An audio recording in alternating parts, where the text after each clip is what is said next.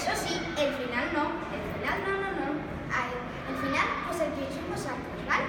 Doncs, això era Silverius, acaba de néixer i era el xiquet de l'emperador de Roma. Sí, l'emperador de Roma.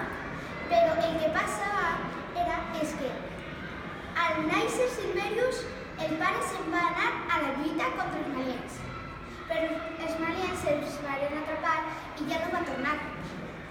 Quan Silverius va complir els 7 anys, va decidir anar a buscar-lo amb l'Indursauri i amb Musculatus, el gladiador més fort de tot l'imperi.